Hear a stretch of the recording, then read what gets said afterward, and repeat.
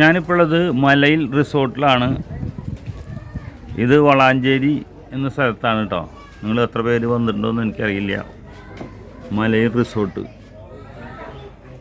അതിമനോഹരമായ സ്ഥലമാണ് മലയിൽ റിസോർട്ട്. ഇവിടെ ഒരു ട്രെയിനിങ്ങിന് വേണ്ടിയിട്ട് വന്നതാണ്, ബിസിനസ് ട്രെയിനിങ്ങിന് വേണ്ടിയിട്ട് വന്നിട്ടുള്ളതാണ്.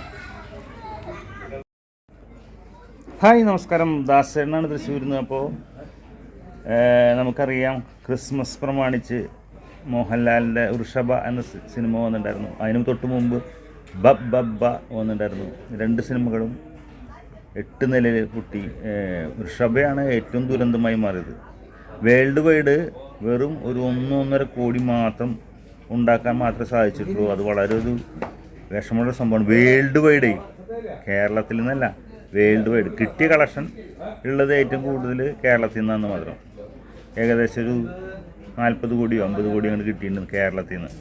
ബാക്കി മറ്റുള്ള അതായത് തെലുങ്ക് സിനിമയായിട്ട് തെലുങ്കിൽ നിന്ന് പോലും 10 ലക്ഷം 15 ലക്ഷമൊക്കെ കിട്ടിയിട്ടുള്ളൂ. അപ്പോൾ അത്രയും ദരിദ്ര അവസ്ഥയിലാണ് എന്താ പറയുക ഗോഡ് ഓഫ് ഇന്ത്യൻ സിനിമ എന്നൊക്കെ പറഞ്ഞിട്ട് എഴുതി കാണിച്ച കംപ്ലീറ്റ് ആക്ടറുടെ പതനം ഇതിൽ മനസ്സിലാക്കാൻ സാധിക്കും. അപ്പോൾ അതിനെ പറ്റിയിട്ട് ട്രോൾ വീഡിയോസ് ധാരാളം വന്നിട്ടുണ്ട്. അതിലൊരു അടിപൊളി ഒരു ട്രോൾ വീഡിയോ നിങ്ങൾക്ക് കാണിക്കാൻ വേണ്ടിയിട്ടാണ് ഞാൻ ഇപ്പോൾ വന്നിട്ടുള്ളത്.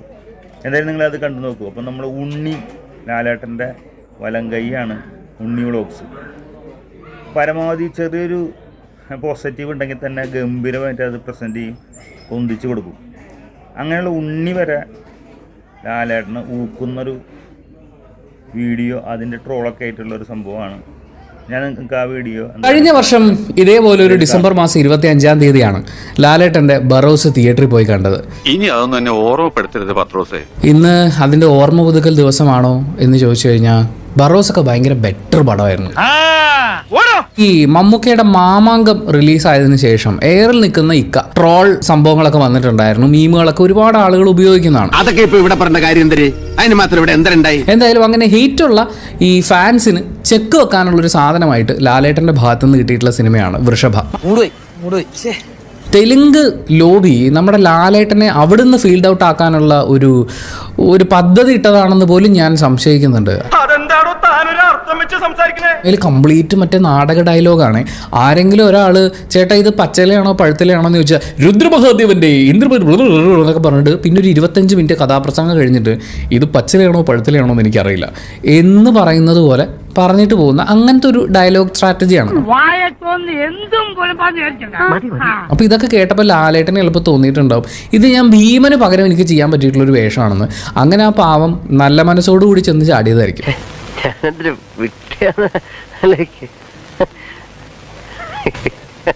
ഉപയോഗിച്ചുകൊണ്ട് ലാലേട്ടൻ ഒരു ഇൻട്രോ ഒക്കെ കൊടുത്തു. പക്ഷേ മൊത്തത്തിൽ ലാലേട്ടനെ അവർ ചതിച്ചതാ. സംവിധായകൻ ജോഷി എന്ന ചതിച്ചാണ് സാറേ. ഞാൻ എന്റെ ബ്രില്യൻസ് മുഴുവൻ ആ പടത്തിലേക്ക് കൊണ്ടുവന്നുണ്ട്. അമ്മയെ വെട്ടിക്കൊന്ന മോൻ, അച്ഛനാണ് ഇതിന് കാരണം എന്ന് പറഞ്ഞുകൊണ്ട് അച്ഛനെ കൊല്ലാൻ വേണ്ടി യുഗങ്ങളായി പുനർജന്മം എടുത്തുകൊണ്ടിരിക്കുകയാണ്. നല്ല ബെസ്റ്റ് കഥ. ഉടനെ അയച്ചു കൊടുത്ത അടുത്ത ബാലരമയിൽ വരും. കഴിഞ്ഞ ജന്മത്തിലും ഈ ജന്മത്തിലും ഇവന്റെ ഈ കലിപ്പ് കാണേണ്ടി വന്ന ഒരു ഗതികെട്ട തന്തയായിട്ടാണ് നമ്മൾ ലാലേട്ടന്റെ ക്യാരക്ടറിനെ കാണുന്നത്. ഏത് ഗുളിയം കയറിയ സമയത്താണോ ഞാൻ ഈ സിനിമ എടുത്ത് തലേ വെച്ചത്. ഇവന്റെ കയ്യിലിരിപ്പിന് ഇവന് ആദ്യത്തെ ജന്മത്തിൽ തന്നെ ലാലേട്ടൻ ഫിനിഷ് ചെയ്യേണ്ടതായിരുന്നു. എങ്കിൽ ഇങ്ങനെ ഈ കഷ്ടപ്പാട് വല്ലതും ഉണ്ടാവും. അല്ല, നമുക്കിങ്ങനെ ഈ കഷ്ടപ്പെടേണ്ടി വരുമായിരുന്നു.